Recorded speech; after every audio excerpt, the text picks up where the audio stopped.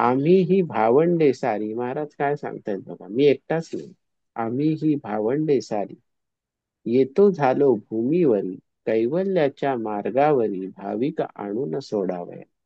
जे ज्याला आवडेल तिकडे तो जाईल, आणि मोक्षरूपी भोगील फळ त्या त्या पंथा आचरोनी. आणि मग महाराजांनी हे सगळं तत्वज्ञान सांगितलं, त्याच्यामध्ये ही जी सगळ्यांचा उल्लेख आहे. तर त्याच्यामध्ये एक उल्लेख काय आहे की मुऱ्हा गावचे संत रत्न झिंगराजी ते होय जा. आता कोण होते हे झिंगराजी? मुऱ्हा गावचे संत रत्न म्हटले गजानन महाराजांनी त्यांचा उल्लेख केलाय. आणि झिंगराजींचा आणि महाराजांचा अतिशय घनिष्ठ असा संबंध आलेला आहे. तर मुऱ्हा गावचे संतरत्न झिंगराजी ते होय जाण, तर अमरावती जिल्ह्यामध्ये अंजनगाव सुरजी तालुक्यामध्ये मुऱ्हा बुद्रुक हे गाव आहे. येथे त्या मुऱ्हा बुद्रुक मध्ये जगदंबेचं अति प्राचीन असं मंदिर आहे, त्यामुळे ते विख्यात आहे. आणि त्या गावाला एक खेडेगाव आहे. आता खूप डेव्हलपमेंट झाली असेल, पण त्या काळी ते अतिशय खेडच होतं. तर ह्या गावामध्ये पुराजी पांडे आणि दुलाबाई पांडे यांच्या पोटी धनगर कुळात इसवी सन 1870 साली झिंगराजी महाराजांचा जन्म झाला. आता जन्म झाला तेव्हा काय ते झिंगराजी महाराज म्हणून जन्माला आले का? नाही. पण त्या बालकामध्ये काहीतरी वेगळेपण होतं, अलौकिकत्व होतं. ते पुढे जेव्हा त्यांचं वय जसं वाढत गेलं त्या पद्धतीने ते विकसित व्हायला लागलं. पुराजी यांना 3 मुलगे आणि 3 मुली होत्या. त्यातले मुलगे होते, त्याच्यातले हे दुसरं पुत्ररत्न म्हणजे झिंगराज. घराणं धनगर कुळातलं असल्या कारणाने साहजिकच शेळ्या मेंढ्यांचं पालन करणं, शेळ्या मेंढ्यांना चरायला नेणं, त्यांच्या लोकरीची कटाई करणं म्हणजे ते लोकर कापणं, त्याच्यानंतर शेतामध्ये खतासाठी मेंढ्या बसवणं, शेळ्या मेंढ्यांचं दूध काढणं, त्याच्यापासून जे काही उत्पादन घ्यायचे ते घेणं, इत्यादी व्यवसाय या मंडळींचा होता, या धनगर कुळाचा होता. आता वयाच्या 5व्या वर्षीपासून हे झिंगराजी नाव ठेवलेले जे हे बालक आहे, ते बोलत नव्हते अजिबातच. म्हणजे एक साधारण जे बोलायचं वय असतं, बोलायला लागतो माणूस जेव्हा लहान वयात, तेव्हापासूनच ते बोलत नव्हते. 5 वर्षाचे होईपर्यंत फक्त खाणाखुणानी व्यवहार चालत असे. त्यांच्या आई वडिलांना काळजी पडली होती की अरे हा मुकात जन्माला आलेला नाही. बरं, बहिरा तर नाही, कारण सांगितलेलं सगळं कळतंय, समजतंय, फक्त खाणाखुणांची भाषा आहे. मग हे 5व्या वर्षापर्यंत चालू राहिलं. त्याच्यानंतर वयाच्या 8व्या वर्षापासून मग त्यांचा एकंदरच सगळा जो कल होता, जे काही कृती करत असत, आणि 8व्या वर्षापासून ते बोलायला लागले. तर तोपर्यंत म्हणजे जोपर्यंत त्यांच्यातलं विशेषत्व आई वडिलांना कळत नव्हतं, तोपर्यंत झिंगराजी हे एक सर्वसामान्य मूलच होतं आई वडिलांसाठी. आता एकदा अशी घटना घडली की त्यांचे वडील पुराजी हे मेंढरं चरायला निघाले. आता तुम्ही म्हणाले ह्याच्यात वेगळी घटना काय घडली? रोजच्या रोज तर मेंढरं चरायला जातात ही मंडळी, कारण धनगर आहेत आणि त्या मेंढरांचा मोठे कळपच्या कळप बाळगलेले आहेत, तर त्यांना चरायला रानात नेलंच पाहिजे. पण ते दिवस पावसाळ्याचे होते. आणि त्यावेळेला 8व्या वर्षी 8 वर्षाचे झिंगराजे असताना त्यांनी त्या दिवशी वडिलांकडे हट्ट धरला की मला पण तुमच्या बरोबर मेंढरं चारायला रानामध्ये यायचं आहे. तर वडील त्यांना म्हणाले की अरे, तू एवढा लहान आहेस आणि शरीर अशी बारीकशी शरीर यष्टी होती, तर तुला सांभाळू, मेंढराला सांभाळू का तुला सांभाळू, एवढा मला प्रश्न आहे. आणि दिवस पाऊस काळाचे आहे. केव्हा अवचित पाऊस पडेल, काय होईल सांगता येत नाही. आणि दिवसभर रानामध्ये उन्हातान्हात ढगाळ वातावरणात किंवा पावसाळी वातावरणात आपल्याला वावरायचंय, तुला मी कसं नेऊ, तू येऊ नकोस, असं वडील त्याला इंग्रजींना परोपरी विनवतायत. पण ते काय ऐकायला तयार नाही. आज मी येणारच. मग काय रागावले असतील, अजिबात यायचं नाही वगैरे, पण त्यांनी कोणाचंच काही ऐकलं नाही, आईचाही ऐकलं नाही. आणि ते वडिलांना म्हणाले, ठीक आहे, तुम्हाला नाही न्यायचं ना मला, मीच जातो मग. आणि मग वडील ज्या रानामध्ये त्या दिवशी मेंढ्या चरायला नेणार होते, जसं वडिलांनी योजलं होतं, त्या रानात ही हिंगराजी आधीच जाऊन उभे राहिले. वडिलांच्या आधीच तिथे जाऊन उभे राहिले. वडिलांनी जेव्हा त्या रानामध्ये ती मेंढरं चरायला नेली, तेव्हा त्यांना झिंगराजी तिथे दिसला, की ते म्हणाले, अरे काय रागा रागाने पुढे निघून आलास, एवढा का तुला राग येतो, एवढंसं पोर आहे ते. वडिलांना साहजिकच संताप येण्यासारखीच घटना होती. आता ते त्यावेळचे वडील होते. आजकालच्या वडिलांना मुलं अरे यार बाबा असं म्हणतात. अरे यार बाबा तुला एवढं कळत नाही का, असं मुलं सहज म्हणतात. तेव्हा वडिलांच्या पुढे, तेव्हा काय म्हणजे माझ्या पिढीत सुद्धा वडिलांच्या पुढे बोलायची टाप नव्हती कोणाची. वडील घरात आले की सगळीजण चिडीचूप होत असत. इतका धाक आणि दरारा होता आणि तो योग्यही होता. आजकाल बापालाही गुंडाळलंय, आईला तर केव्हाच गुंडाळून टाकले. असो हा काळाचा महिमा आहे. म्हणजे पोथीमध्ये दासगणू महाराज नेहमी म्हणतात की हा काळाचा महिमा आहे. तो खरंच आता काळाचा महिमा आहे. तर वडील चिडले त्याचे की बाबा तू पुढे निघून आलास आणि नेमका ह्या रानात उभा राहिला, आता काय काय असेल ते तुला सहन करावं लागेल. आणि दिवसभर ते मेंढरं चारतायत, मध्येच रिमझिम पाऊस पडतोय आणि संध्याकाळच्या वेळेला आता काही वेळाने मेंढरं घेऊन परत आपल्या वाड्यावरती जायचंय. वाडा वस्ती किंवा त्याला बिऱ्हाड असं म्हणतात धनगरांचं, जिथे ते स्थलांतर करणारी ही जमात आहे. सतत चाऱ्याच्या शोधात, पाण्याच्या शोधात किंवा शेतामध्ये जिथे मेंढ्या बसवायचे, त्या मेंढ्यांच्या लेंड्याचं खत असतं, तो शेतकरी त्यांना त्याबद्दल काहीतरी मोबदला देतो. अनायसे नैसर्गिक खत मिळतं. तर ह्या पद्धतीने ही स्थलांतर करणारी कुटुंब आहेत सगळी. आणि त्या स्थलांतरित कुटुंबामध्ये अमुक एक गावातनं दुसऱ्या गावात, दुसऱ्या गावात तिसऱ्या गावामध्ये, आणि त्यासाठी जे काही बिऱ्हाड म्हणजे जे काही संसार जो नेला जातो, तो घोड्यांच्या वरनं नेला जातो. त्याच्यासाठी घोडे पण त्यांनी बाळगलेले असतात.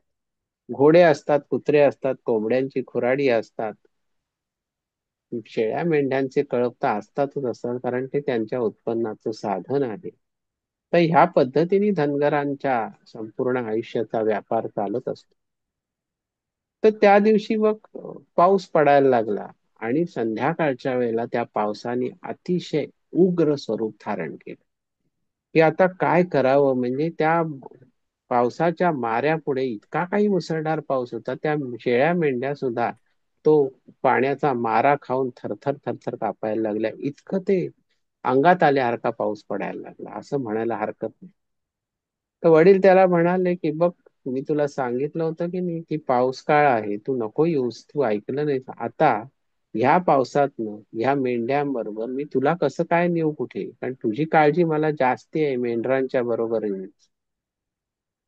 मग त्यांनी त्याला उचलून घेतलं त्या झिंगराजीला आणि असं स्वतःजवळ घट्ट असं पकडून ठेवलं आणि ते एका झाडाखाली शेळ्या मेंढ्यांना, जितक्या मेंढ्या शेळ्या त्या झाडाखाली एका झाडाखाली मावतील अशा पद्धतीने त्यांनी तो तिथे उभं राहिला. आणि समोरच एक ओढा वाहत होता. आता ओढ्याचं पात्र किती असतं आणि ओढ्याची खोली किती असते. पण त्या दिवशी काय झालं माहिती नाही, त्या ओढ्याला इतका काही पाणी आलं की जणू काही त्या ओढ्याचं नदीमध्ये रूपांतर झालं. इतकं पाणीच पाणी सगळीकडे झालं. आणि ते पाणी जसं वाढायला लागलं तसं झिंगराजींनी बापांनी त्यांना जे घट्ट पकडून ठेवलं होतं कडेवरती, ते त्यांनी कसं बसं सोडवलं आणि त्यांनी खाली उतरून धावत सुटले. आणि वडील हाक मारतायत, अरे कुठे चालला, कुठे चालला. त्यांना भीती वाटायला लागली की अरे हा पोरगा ह्या ओढ्याकडे कुठे चालला. आणि वडील बघतायत की काय घडतंय. ते ओढ्यापर्यंत गेले, त्या जिथपर्यंत त्या पाण्याची व्याप्ती वाढलेली होती. महापूर जणू काही त्या ओढ्याला आलेला होता. त्या ओढ्याच्या पाण्याला पाय लावून ते एका क्षणामध्ये पलीकडच्या तीरावरती गेले, जिथे सुरक्षित स्थान होतं. आणि हे वडील डोळ्यांनी पाहतायत. ते 8 वर्षाचं पोर आहे, ते पोहत पण नाही गेलेलं. त्यांनी पाण्याला पाय लावून एका क्षणात दुसरीकडे जाऊन उभे राहिले. बरं, काही छलांग मारली का, तसंही नाही. उडी मारली का, तसंही नाही. वाऱ्यासारखं हवेतनं उडत गेलेत का? तसंही नाही. आत्ता ह्या काठावर आहेत, समोर दुसऱ्या काठावर क्षणामध्ये आहे. वडील अक्षरशः म्हणजे एखादा पुतळा व्हावा तसं काय मी पाहिलं, हे त्यांना इतकं काही आतमध्ये ते ठसलं की आता त्यांना काही सुचेच नाही. आता ही लीला असावी ढिगराजी महाराजांनी केलेली. आणि पाऊस थांबला. जसा पडत होता मुसळधार, त्याला उतार पडला आणि जसा पाऊस थांबला तसा हा उथळ पाण्याला जो भयानक खळखळाट आलेला होता की नाही ओढ्याच्या, ते पाणी पण कमी कमी झालं. आणि मग एके ठिकाणी उताराची जागा बघून झिंगराजीच्या वडिलांनी ती सगळी मेंढरं शेळ्या पलीकडच्या काठावर आणल्या, कारण पलीकडच्या काठाच्या दिशेनेच त्यांचं जे काही बिऱ्हाड किंवा वाडा त्यांनी तो ठेवलेला होता, तिथपर्यंत त्यांना जायचं होतं. मग ते आले विऱ्हाडावरती. आता ते पोरग थकलेलं होतं एवढ्या सगळ्या ह्याच्यातनं. वास्तविक ती लीला असेल, काय थकण्यासारखं होतं त्याच्यामध्ये. ते झोपून गेले. आपलं जे काय आईनी भाकरी वाढली असेल जेवायला ती. आणि झोपेचं सोंग घेतलेलं असावं, कारण आई वडील काय बोलतायत हे त्यांना स्पष्ट ऐकू येत होतं. त्यावेळेला झिंगराजीच्या वडिलांच्या डोळ्यामधनं अश्रू येत होते आणि ते काय म्हणाले त्यांच्या बायकोला की आपलं पोर हे काही सर्वसामान्य नाही. आज मी असं असं पाहिलं. आपली बाकीची पोरं बरी आहेत, सगळी सामान्य आहेत, हे काहीतरी विचित्रच रत्न आहे. त्या बायकोने विचारलं नेमकं काय झालं बाबा. तर त्यांनी तो चमत्कार जेव्हा सांगितला तेव्हा ती सुद्धा अशी हडबडून गेली की परत ती माऊली आहे. ते पोर झोपले त्याच्याकडे तिने अपार कौतुकाने मायेने बघितलं. मग त्यावेळेला तिचा निष्ठावंत भाव कशामध्ये अडकलेला होता? त्या प्रीतीमध्ये अडकलेला होता, मुलाच्या प्रती असलेली प्रीती. आणि आज मुलाचं काहीतरी वेगळेपण दृष्टीपथात आलेलं आहे. ते आपला नवराच सांगतोय आपल्याला, म्हणजे ते काही खोटं नाहीये. किंवा मुलांनी आपल्याला काही असं सांगितलेलं नाहीये. हे जेव्हा तिच्या लक्षात आलं तेव्हा तिच्याही मनामध्ये काहीतरी एक वेगळा भाव निर्माण झाला. अरे आपल्याच पोटचं पोर आहे, आपणच त्याला जन्म दिलाय, आपणच त्याला दूध पाजलंय, पण आज त्याच्याविषयी काहीतरी हे असं वेगळं ऐकायला मिळालं. हे जेव्हा त्यांच्या लक्षात आलं त्याच्यानंतर मग त्यांचं दोघांचं लक्ष नेमकं त्याचा व्यवहार काय चालतो, तो कसा बोलतो, त्याच्या एकंदरीत दिवसभरातलं जीवनमान काय आहे किंवा दिनक्रम काय आहे याच्याकडे त्यांचं लक्ष लागलं. आणि मग त्यांना क्षणोक्षणी असं घडोघडी असं जाणवायला लागलं की अरे ह्याच्यामध्ये काहीतरी वेगळेपण आहे. हा बोलतो ते सुद्धा काहीतरी वेगळं बोलतो.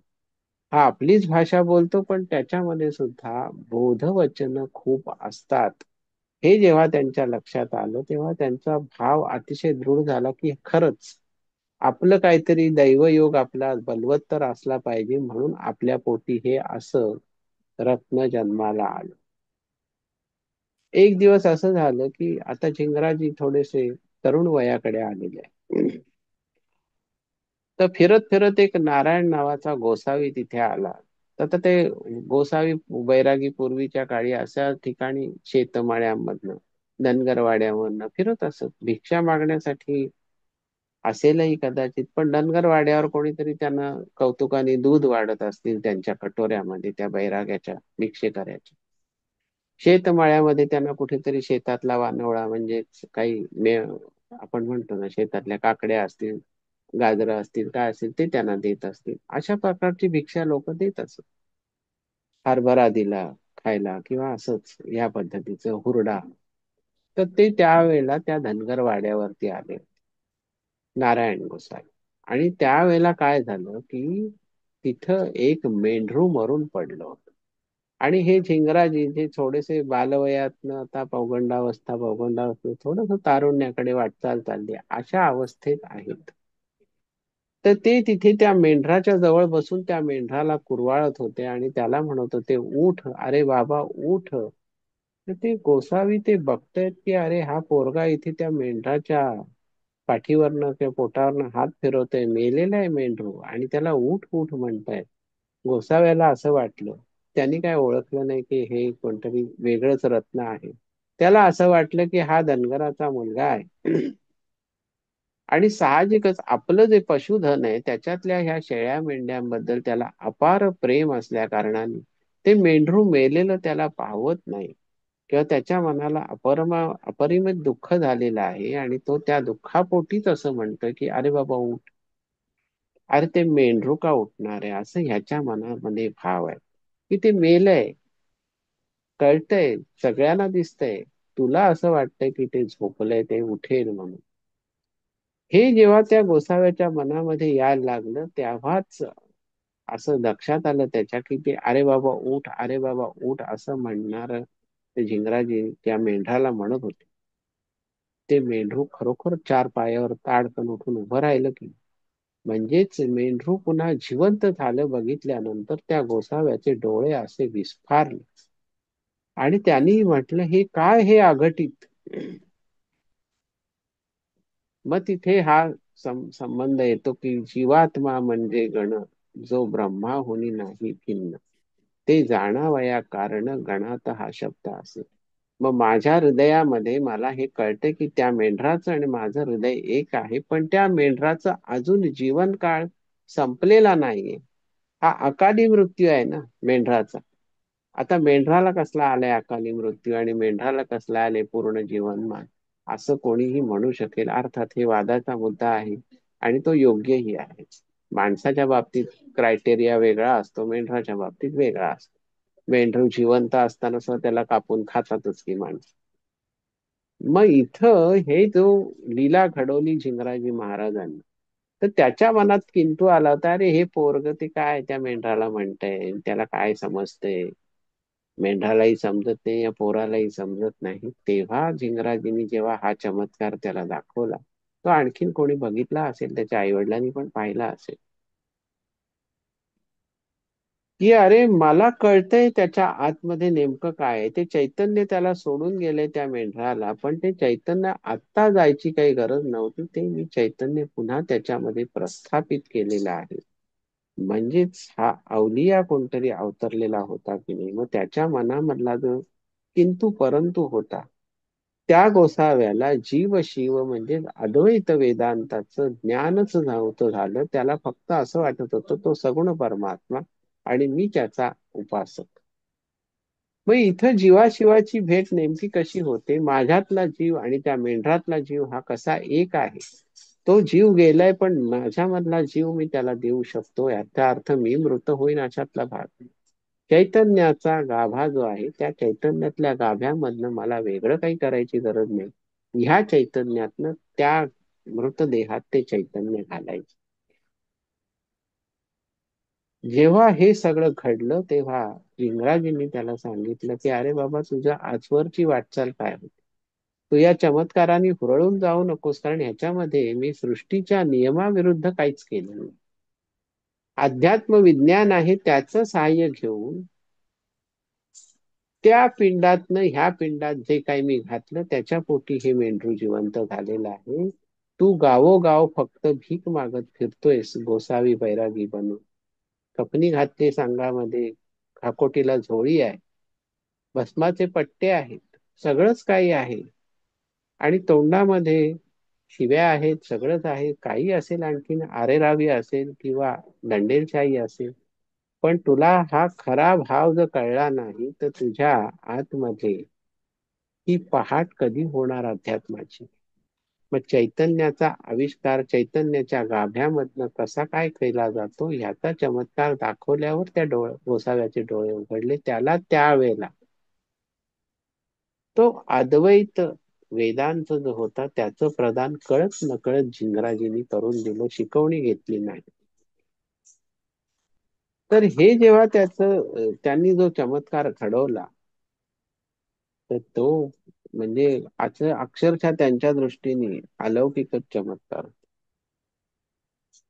आता पुढे अशी गोष्ट घडली, आपण भास्कर पाटलांच्या बद्दल ऐकलं की भास्कर पाटलांचं देहावसान झालं. पण भास्कर पाटील ज्या वेळेला महाराजांबरोबर होते त्यावेळेला घडलेली ही गोष्ट आहे. काय की भास्कर पाटील महाराजांचे परमशिष्य होते हे तर आपल्याला माहिती आहे. त्यांच्या मुलींपैकी एका मुलीचं सासर हे वारुडे या गावी होतं आणि दुसऱ्या मुलीचं सासर मुऱ्हा गावला होतं. मुऱ्हा गावचे संतरत्न झिंगराजी ते होय जाणं, मग तेच हे मुऱ्हा गाव. त्या मुऱ्हा गावामध्ये या भास्कर पाटलांची मुलगी दिलेली होती. तर एकदा असं झालं की भास्कर पाटलांनी गजानन महाराजांना मुऱ्हा या गावी आपल्या मुलीच्या सासरी नेलं. तो घाट त्यांनी घातला की चला महाराज, आपण मुऱ्हा गावला जाऊ, तिथे माझ्या मुलीकडे उतरू वगैरे वगैरे. ते काय झालं असेल ते, किंवा त्यांनी मुलीला कबूल केला असेल की मी महाराजांना तुझ्या घरी घेऊन येईन. त्याप्रमाणे मुऱ्हा गाव गजानन महाराज भास्कर पाटलांबरोबर गेले. पण त्यांनी भास्कर पाटलांच्या मुलीच्या सासरी जाण्यापेक्षा त्या गावामध्ये जे अतिप्राचीन असं जे जगदंबेचं मंदिर आहे, आपण जे सुरुवातीला या कथेच्या पाहिलं, त्या मंदिरामध्ये गजानन महाराजांची स्वारी जाऊन बसली. मग भास्कर पाटलांची जी मुलगी होती, तिचे घरचे होते कोणी, ते दर्शनाला मंदिरातच आले. त्यांनी म्हटलं असेल महाराजांना की आमच्या घरी चला, पण महाराजांचा काही तसा मानस दिसला नाही. महाराज त्या जगदंबेच्या मंदिरामध्ये शांत निवांत, नासागरी दृष्टी मुद्रा शांत, तपोबल अंगी झळकत, प्राचीच्या बाल रविवत, वर्णन किती करावे, या पद्धतीने महाराज तिथे जाऊन बसलेले आहेत. तसं त्यांचं स्वरूप दिसतंय. आणि मग काय झालं की कोणाच्या घरी जायला तयार नाहीत. पण मग आता ह्यांचं पूजन अर्चन तर आपल्याला करायचे, कारण कीर्ती तर सगळीभर पसरलेलीच होती तोपर्यंत महाराजांची. आणि भास्कर पाटील त्यांना घेऊन आले मुऱ्हा गाव. मग त्या मुऱ्हा गावचे एक रहिवासी होते परशुराम पाटील म्हणून. तर त्या परशुराम पाटलांनी महाराजांना विनंती केली की ठीक आहे, तुम्ही भास्कर पाटलांच्या मुलीकडे जात नाही आहात, माझ्याकडे तरी चला. असं जेव्हा त्यांना ते म्हणाले, तेव्हा चटकन महाराज म्हणाले येतो तुझ्या घरी. आता ह्याच्यामध्ये संतांच्या काय लीला असतात आपल्याला कळत नाही. एका घरी जात नाहीत आणि दुसऱ्या घरी म्हणतात चटकन चल येतो तुझ्या घरी.